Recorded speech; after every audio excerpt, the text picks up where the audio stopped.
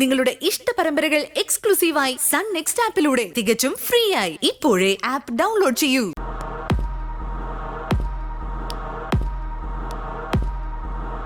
ശരത്തിനൊരു യാത്രയോ? അതത്ര നല്ലൊരു യാത്രയല്ലല്ലോ. അവനെ അങ്ങനെ വിടാനും പറ്റത്തില്ല ദേവിക.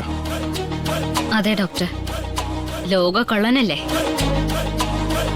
എനിക്ക് തോന്നുന്നത് അവൻ നിത്യ ഉപേക്ഷ പോവുകയാണെന്നാ.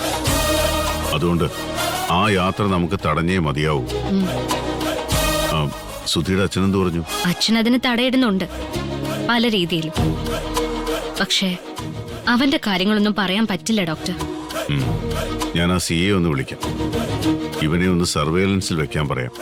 ഒരു പെൺകുട്ടിയുടെ ജീവിതം നശിപ്പിച്ചിട്ട് അങ്ങനെ മിടുക്കനായിട്ട് പോകാൻ പറ്റത്തില്ലല്ലോ. അവൻ എന്തും ചെയ്യും ഡോക്ടർ. ഞാൻ പറഞ്ഞിട്ടില്ലേ, ഇനി അവൻ നിത്യം കൂടെ കൊണ്ടുപോകുന്നുള്ളതാ ഞങ്ങളുടെ പേടി. ആ പൊട്ടിയാണെങ്കിൽ അവൻ എന്ത് പറഞ്ഞാലും അത് അതേപടി അനുസരിക്കുകയും ചെയ്യും. അങ്ങനെ പേടിക്കണ്ട. ഒരു വലിയ കല്യാണം സ്വപ്നം കണ്ടിരിക്കുന്ന നിത്യ അങ്ങനൊന്നും അവന്റെ കൂടെ പോവില്ല. പക്ഷേ നമ്മൾ രാവും പകലും കണ്ണിൽ എണ്ണ ഒഴിച്ച് കാവലിരിക്കണം. കാരണം ശരത് എവിടെ പോയാലും ഏതെങ്കിലും ഒരു പെണ്ണിന്റെ കണ്ണീര് വീഴ്ത്താനായിരിക്കും. അതിനി അനുവദിച്ചുകൂടാ. ഏത് രീതിയില് അവന്റെ യാത്ര തടയാൻ പറ്റും ഡോക്ടർ? സിയെ ഒന്ന് സംസാരിക്കട്ടെ. കല്യാണം എന്ന ഒരു ഒറ്റ കാര്യത്തിൽ അവനെ പൂട്ടിയിടണം. ബാക്കി നമുക്ക് നോക്കാം. തൽക്കാലം അവന്റെ തണ്ണിമത്തൻ പാടവും മുന്തിരിത്തോട്ടവും ഒക്കെ അവിടെ നിൽക്കട്ടെ. ആദ്യം ഇവിടത്തെ കൃഷിക്ക് വിളവെടുക്കട്ടെ. കാറ്റ് വിതച്ചവൻ കൊടുങ്കാറ്റ് കൊയ്യണമെന്ന ദൈവത്തിന്റെ നിയമം.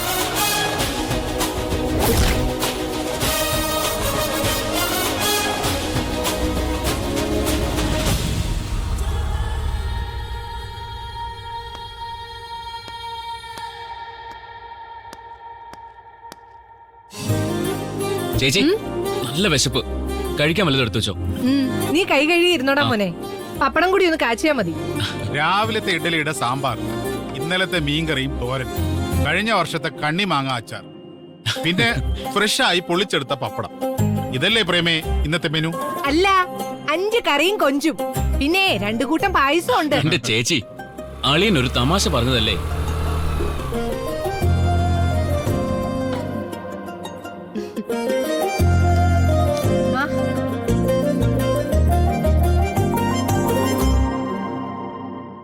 നീ ഇതെവിടെ പോയതായിരുന്നു? ഞാനത് സിദ്ധു, ഇവൾ ആ ഓർഫനേജിന്റെ പ്രോഗ്രാമിന്റെ കാര്യം അന്ന് പറഞ്ഞില്ലായിരുന്നോ? ഏത് ഓർഫനേജ്?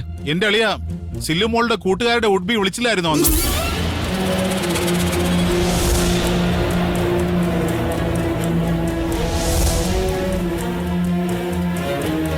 അതിന് പോകണ്ടെന്ന് അന്നേ പറഞ്ഞതല്ലേ. അവര് രാവിലെ വിളിച്ച് നിർബന്ധിച്ചപ്പോ പോകാൻ പറഞ്ഞത് ഞാനാ. എങ്ങനെയാ ആർത്തുമുറിച്ച് പറ്റില്ല എന്ന് പറയുന്നത്? എന്തായാലും പോയിട്ട് അവളിങ്ങി വേഗം വന്നില്ലേ? ഓ, ഇനി അതേ ചൊല്ലി ഒന്നും ഒറ്റയും പറയാൻ നിൽക്കാതെ നീ കഴിക്കാൻ വന്നേ.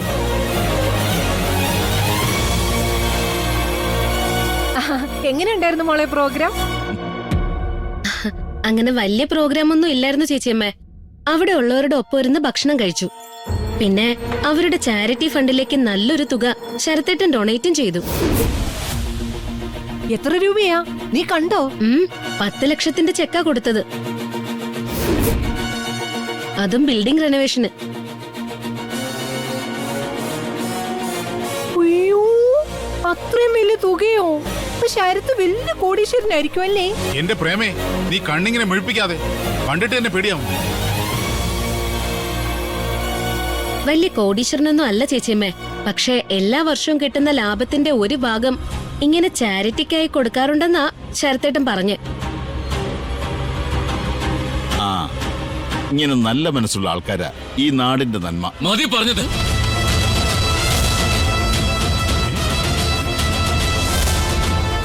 മോനെ, കള്ളന്മാരുടെ അവസാനത്തെ അടവും ചാരിറ്റി പ്രവർത്തനമാ.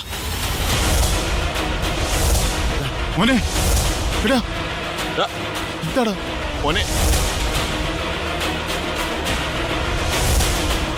ഒളിക്കാനും മറയ്ക്കാനും ഉള്ളത് ചാരിറ്റിയുടെ മറവിലൂടെയാ നമുക്ക് ചെയ്യാലോ.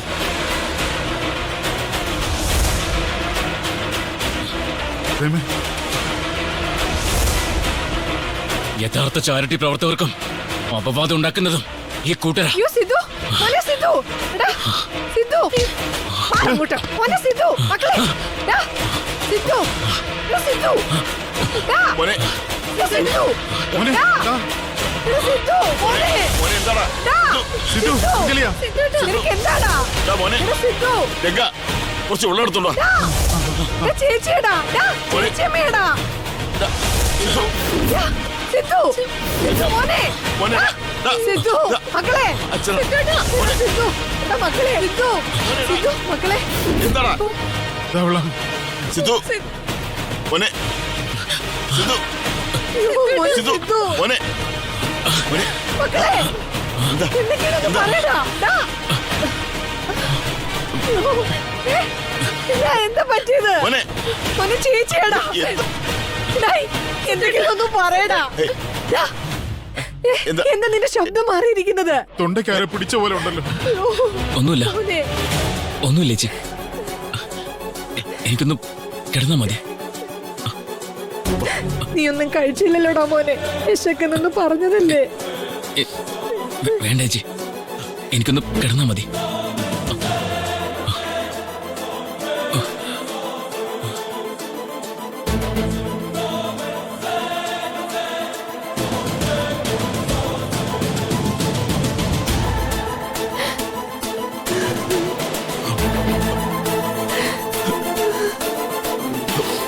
അച്ഛാ.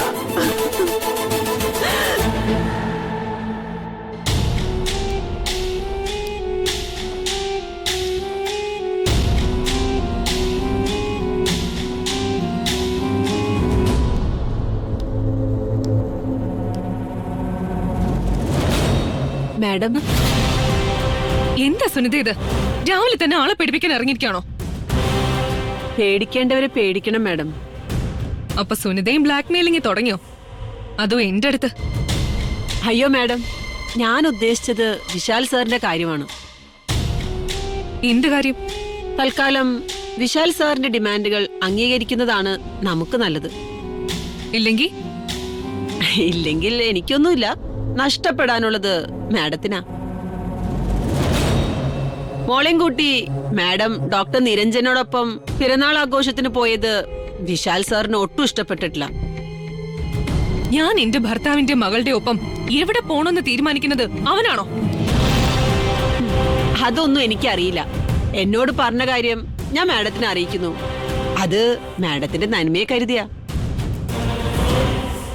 സമൂഹത്തിന് മുന്നിൽ മാഡത്തിന് തല ഉയർത്തി നടക്കണമെങ്കിൽ വേറെ വഴിയില്ല, അനുസരിച്ചേ പറ്റൂ.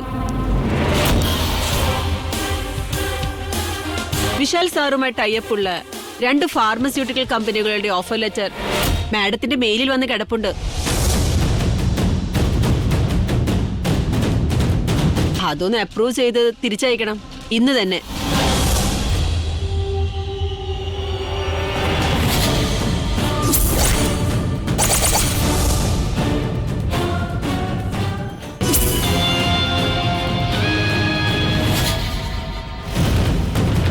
എന്താ സുനിതേ, എന്റെ മോളെയും കൂട്ടി രാവിലെ ഒരു രഹസ്യയോഗം?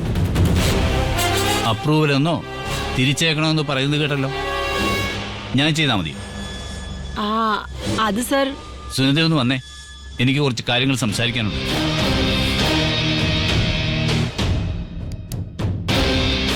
ആ നീയും വാ.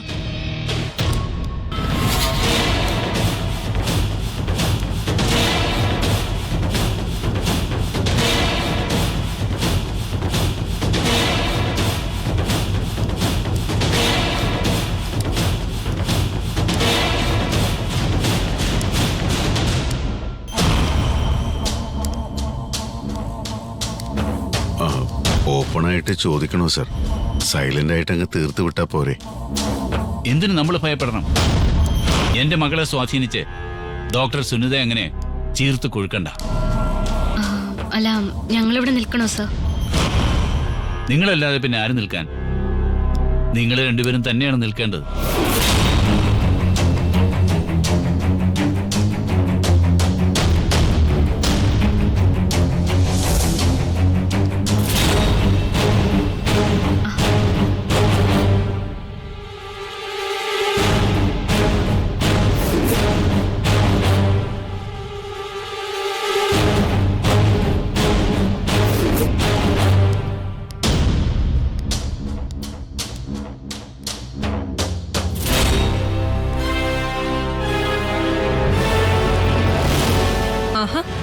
എല്ലാരും ഉണ്ടല്ലോ.